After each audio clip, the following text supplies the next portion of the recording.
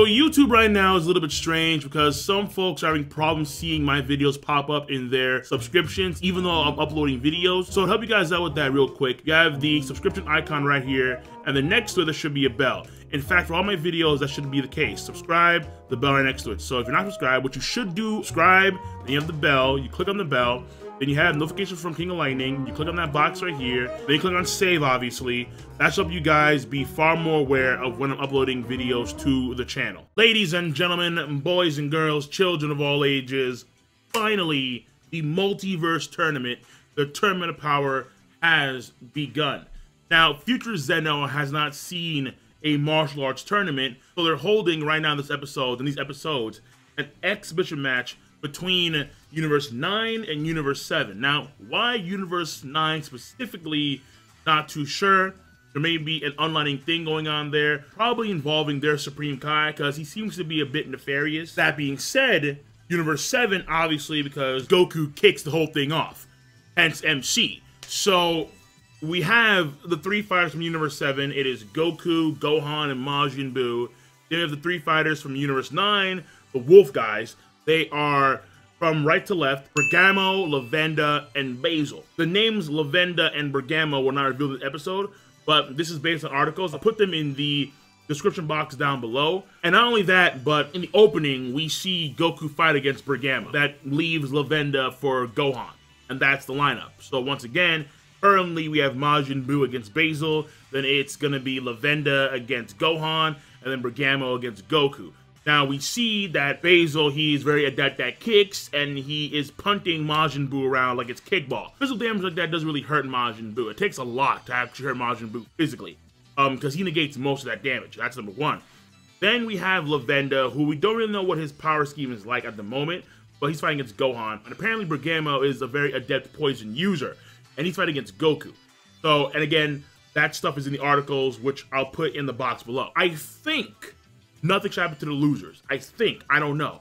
Maybe Zeno on a whim is like, you know what, I'm gonna kill these three. Erase them. Done. Who knows? The Zenos are essentially like kids. So only time to tell. But not only that, but we get to see in greater detail, I would say, all 12 universes, God's Destruction, Angels, and Supreme Kais are there. And so we get to see the Mouse guy in greater detail with his Angel and his Supreme Kai. We get to see the God of Destruction, who's like a green robot with his Supreme Kai, who like wears glasses, and then his Angel.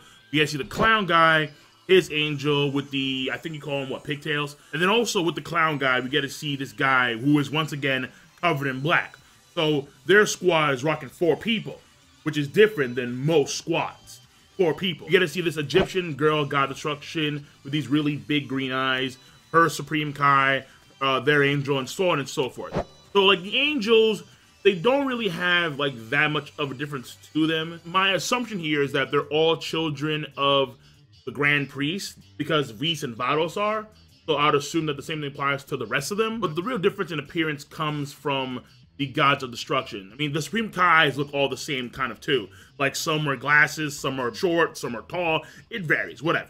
But the Gods of Destruction is where things get, you know, like, whoa. So you have a pink elephant dude, you have a clown dude, you have this Egyptian-looking girl, you have a mouse dude, you have some, like, amphibian dude, you have a big green robot dude. So that's where, like, the variants are really noticeable. Now, moving on from all the gods and the angels and the Kais and the Universe 9 cats, Goku does mention this, or he does allude to it happening, which I hope is going to be the case.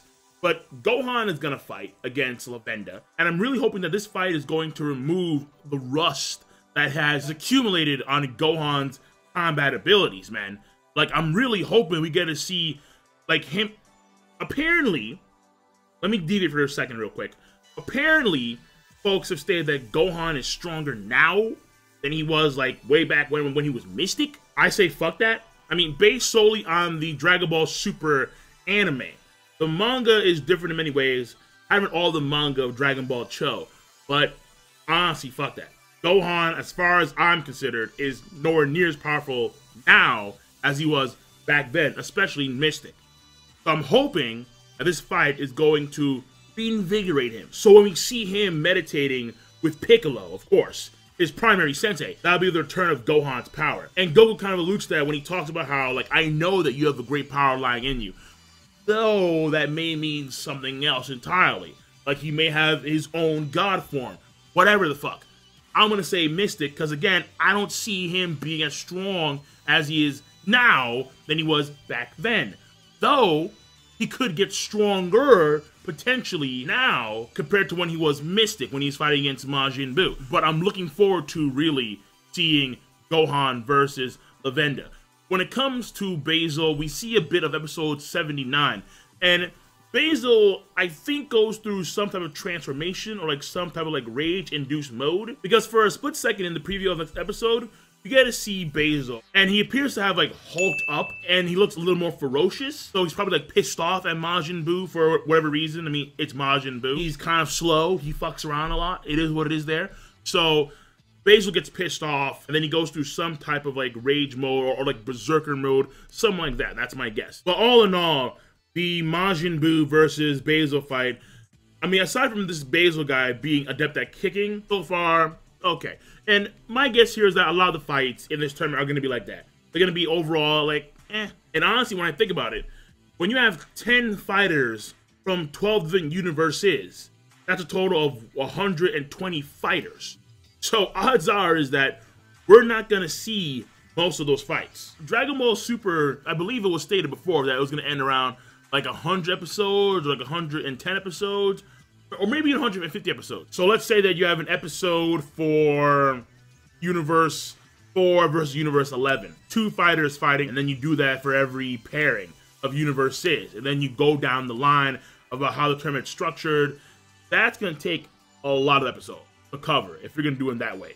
So my guess here is that for most of the fights, we're not going to see just random cats fighting off screen, and then we get to see the victor of those fights. But every universe is gonna have probably around, like, let's say 3 or 4 cats that are fairly prominent fighters. In this case, with Universe 9, we can assume here that on the higher echelon of the universe, when it comes to martial artists, these 3 wolf guys are among the top. When Universe 9 comes back again, assuming that these 3 wolf guys don't get killed off by Zena or whatever after they lose, because they probably will lose. I mean, Goku ain't losing. We're gonna come back with like maybe like an additional like wolf guy who's like very powerful dude, or like another guy from Universe 9 who's also very powerful, and then that's gonna be like their main focus 4 or 5 dudes. That's how it's gonna be for every universe. And then after those prominent guys are defeated, then we're gonna see some universe destruction stuff.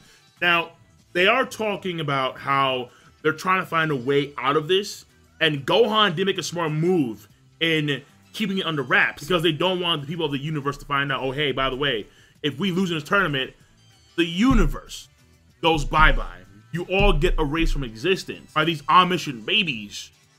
What the fuck? You tell those that only need to know, so there's not like a riot across the universes. But when it's revealed that the Super Dragon Balls are up for grabs for the winners of the tournament, Universe 7, odds are, it'll be kind of crazy if it was another universe. Like, let's say the universe where that Red Warrior dude, the Red Warrior, might as well chalk it Amazing Red Warrior in that.